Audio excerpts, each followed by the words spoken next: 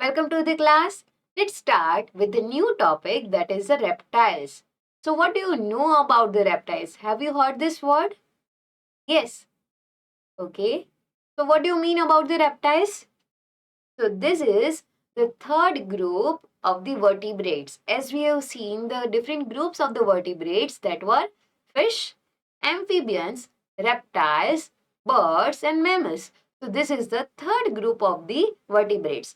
So, they will live mainly on land, as you can see, right?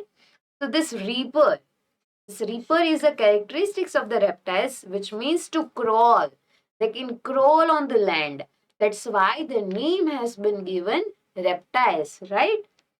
So, these are the creeping vertebrates. What do you mean by the creeping vertebrates? If the land is there, they will creep on the land and they can move from one place to another. So, this creeping mechanism is there. That's why the name has been given as reptiles. Okay. Now, see, they are also cold blooded animals. So, what do you mean by the cold blooded animals? Yes, as we have discussed about the amphibians, you know that they cannot maintain their body temperature. They will continuously changing their body temperature according to the change in temperature in the atmosphere, right? If the atmosphere is changing their temperature from 15 degree to 20 degree or 30 degree, then again this reptiles will change their body temperature, right? So according to the temperature of the environment, they have to change their body temperature too. Clear? That's why they are known as cold-blooded animals. What do you mean by the cold-blooded animals? Change their body temperature. They cannot maintain their body temperature. Clear? Okay. Now see, they are mainly terrestrial and some may be aquatic. What do you mean by the terrestrial and aquatic? Yes, the meaning of this terrestrial word is which are living on the land. And what do you mean by the aquatic? Yes, you are very clever students. You know that aqua is related to water. So, mostly these reptiles will be living on land, but some will live in water too. Now see, the body of the reptile is covered with dry waterproof skin, right? So, as we have seen for the amphibians and fish, their skin will be moist, but the skin of this reptile will be dry. Right? Why they are having a dry skin? Because if they are crawling, right, they are creeping on the land. If the surface is moist, then they will be stick to one place. They cannot creep from one place to another place. That's why they are having a dry skin, so that can easily move from one place to another place. And they are also having a waterproof skin as well as horny scales, horn-like scales. As we have seen, the scales which are present on the surface of the fish, right? Scales are not present on the body surface of amphibians, but scales will be present on the surface of fish as well as reptiles. But this scales will be of horny types. Clear? Okay. Now see, they have four legs and tail except snake.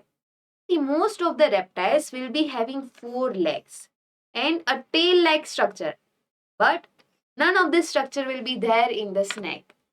Have you seen snake with four legs or tail-like structure?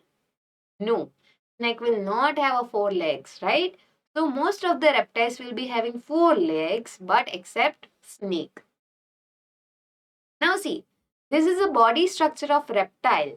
So what do you mean by this one?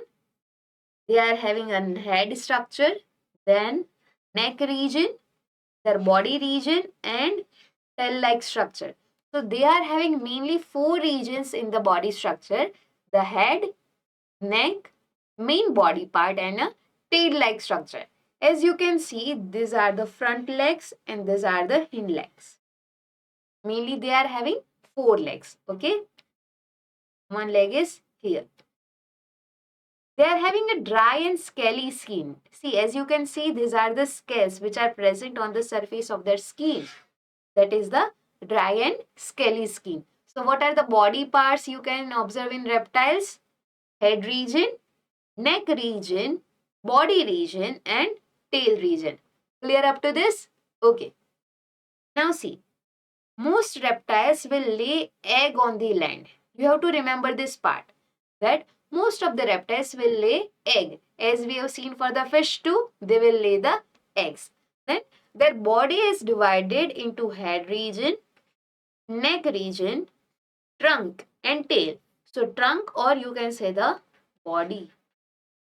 So reptiles are having 4 body parts: head, neck, trunk and tail. Clear? Teeth are almost present in almost all reptiles except a few. So most of the reptiles will be having a teeth just like us. Clear? Then three-chambered heart. Now you will answer. What do you mean by the three-chambered heart? Yes. Most of the humans will be having 4-chambered hearts, but as we are talking about these reptiles, they will be having a three-chambered heart. So what do you mean by the three-chambered heart? Yes, there will be 3 chambers. The first, second and third. 2 atrium will be there and third ventricle will be there. Clear up to this? So these reptiles and amphibians are having 3-chambered hearts and they will lay egg on a land. See, what are the examples of these reptiles? As they are living on the land, they will lay eggs on the land itself. So snake, lizards, tortoise and crocodiles. As they are crawling, they are creeping on the land. That's why they are under the category of reptiles. Clear up to this? Okay. Now see, these are the different examples. As you can see, turtle, tortoise, chameleon. You will pronounce as chameleon, not the chameleon. Okay, this is the chameleon. Then snake is there, crocodile is there, lizard is there. So many different examples of animals which are belonging to the reptiles. Why they are belonging to reptiles? See, as you can see in this image, they are sticking on the land. They can crawl. They can creep on the land surface, right? Clear? Okay. Now, the next category, that is the 4th category of the vertebrates, that is the birds. How do you know about the birds? What do you mean by the birds? Okay, so all of you will see the birds can fly easily, right? So birds can fly. So based on this unique features, they are having the name that is the birds, right? That is the most significant feature of the bird, that birds can fly easily. Now I will ask that how these birds can fly? Yes, because they are having a wings. That's why they can easily fly. Okay. So the most magnificent and differentiated group. Why this is magnificent? Magnificent, that is a giant group that is easily highlighted and differentiated. See, most of the animals cannot fly, but the category of the animals which can fly is the birds. Now you will be surprised that why these birds are belonging to animals? Yes, these birds are the one category, one group of the animals which is belonging to the vertebrates. Okay. Now see, scientifically they are known as aves. Okay. How will you pronounce? A-V-E-S. Aves. And they are highly evolved with the well-developed organs and complex organ system. See, as the time pass, they are evolving themselves, right? So as we go further, we are having the evolved system. They are highly developed systems. They will be having very much complex organ system for different functions. As we are having different digestive system, we are having the nervous system, we are having the excretory system for different purpose. So these animals, as the time pass, they are evolving themselves. They are developing themselves. Okay. Now see, they are warm-blooded vertebrates as they can maintain their body temperature. We have studied about the cold-blooded animals. But what do you mean by the warm-blooded animals? So warm-blooded animals, they can maintain their body temperature just like us. If the body temperature is 27 degrees Celsius and the outer temperature, or you can say the temperature in the environment is 50 degrees Celsius, then also they will try to adapt in their environment. They will not change their body temperature to 50. They will maintain at 27 or 30 only, right? So the animals which are not changing their body temperature according to environment, they will try to maintain their body temperature. They are known as warm-blooded animals. Clear? So now there are two categories, that is a warm-blooded and cold-blooded. What do you mean by the warm-blooded and cold-blooded? So fish and reptiles, or you can say the amphibians. So the fish and amphibians which come under the cold-blooded animals category, and these birds are coming under the warm-blooded animals category. Why? Because they are maintaining their body temperature. Okay. Now see, they have flight adaptation. As we are moving in the flights, just like that. Yes, they are having the flight adaptation. What do you mean by the flight adaptation? They are having some structure. With the help of that, they can fly, right? So the smallest bird. See, what is the name of the bird which is small in size? The smallest bird is hummingbird. It may be there in MCQ format. Okay, so remember this one. The smallest bird is hummingbird and the largest bird is ostrich. How will you pronounce? Ostrich. So the smallest bird is hummingbird and the largest bird is ostrich. Now, the feathers cover most of the body. As we have seen the birds, they will be having the feather coverings, right? Two legs and a pair of wings. They will be having wings-like structure and they will be having one pair of legs, or you can say two legs. Clear? So you may have a question. One pair of legs or two legs? So both are correct. Four-chambered heart. Now, you will answer. We have seen for the three-chambered heart, right? So what do you mean by the four-chambered heart? So in this one, we are having different four chambers. That is atrium, atrium, ventricle, ventricle. So these are the four chambers over here. Two atrium and two ventricles. What this A suggests? A suggests atrium and V suggest ventricle. So in birds, we can find four-chambered heart, that is two atrium and two ventricles. What are the examples? You know, sparrow, crow, eagle and peacock. So many birds are there. Pigeon is there. You can give so many examples. Okay. Now see, this was the smallest. As you can observe this size, right? This is the hummingbird, which is so small in size. And this one is the largest, that is the ostrich. Here, so the smallest bird is hummingbird and the largest bird is ostrich. Now see, they have light and hollow strong bones and skull. They are having a bony endoskeleton. Why? Because they are having a bones inside them.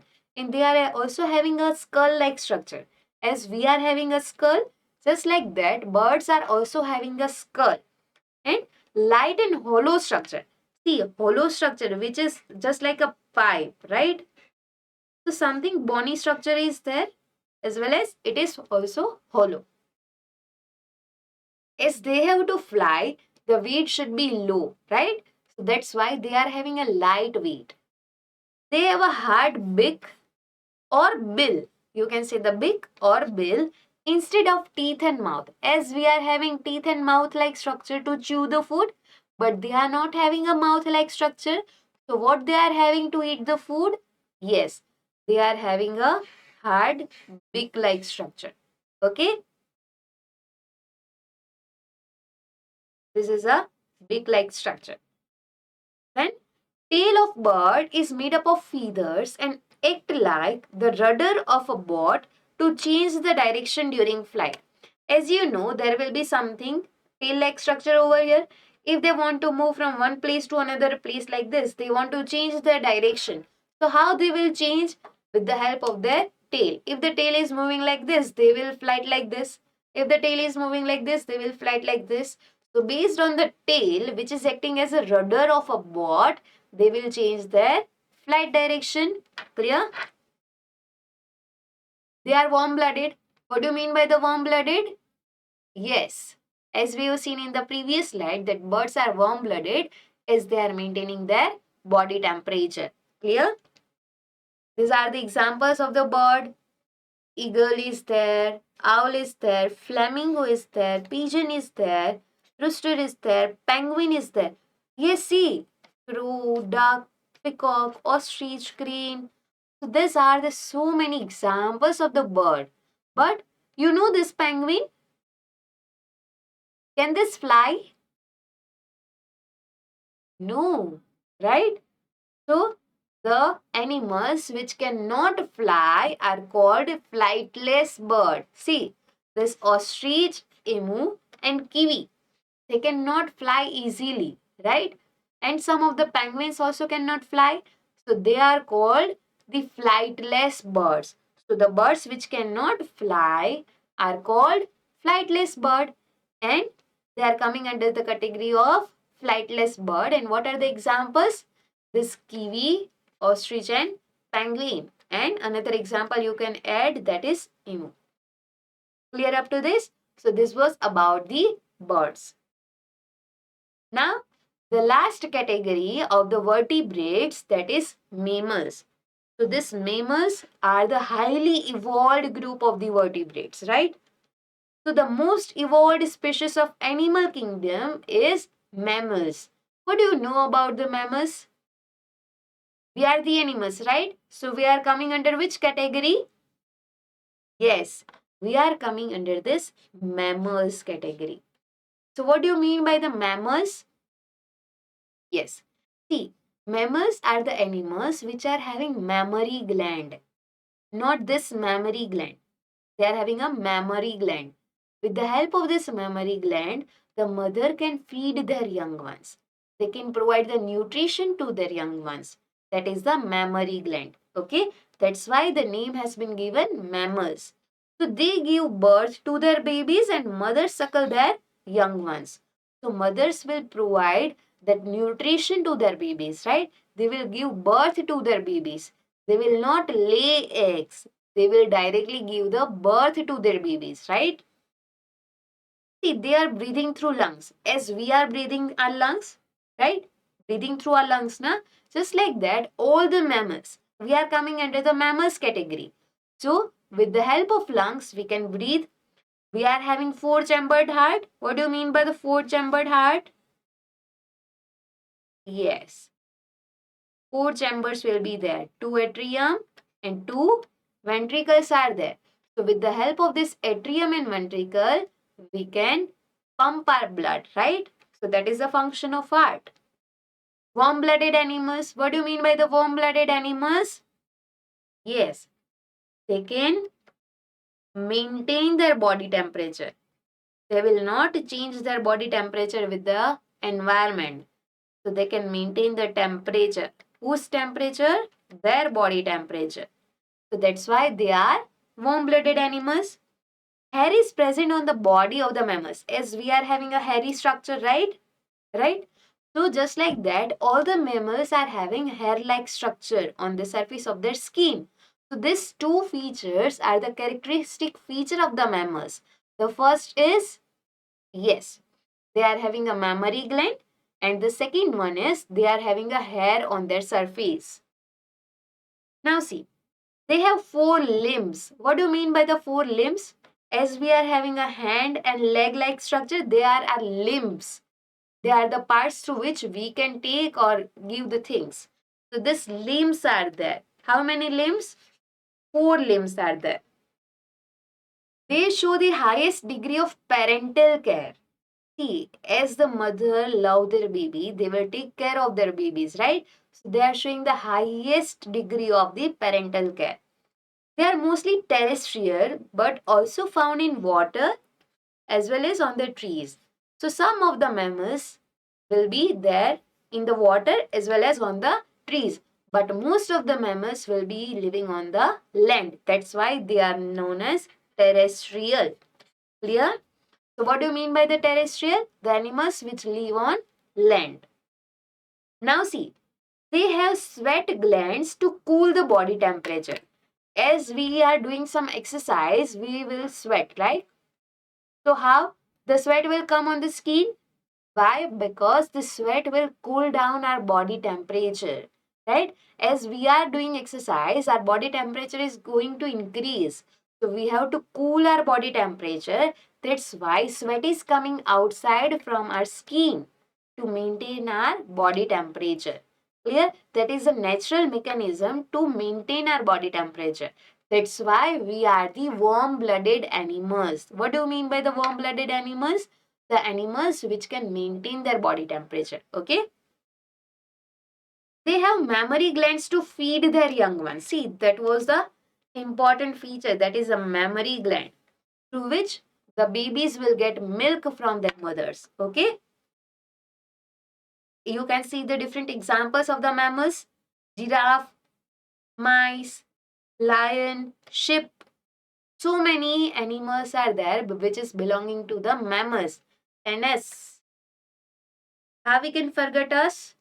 That is humans. Humans are also there in this category. Okay. Now see, human beings, rat, monkey, tiger, elephant, well, so many examples of this animal category. That is the mammals. Clear? See, that bat. Bat is a mammal which can fly. That is the exception. You have to learn this exception every time. See, bat is the animal that is the mammal which can fly. Not us. We cannot fly. But this bat, it is a mammal. It is also having a mammary gland. It is also having a hair-like structure on their surface. But with these features also, they are having a flight adaptation. They can fly easily, right? Clear?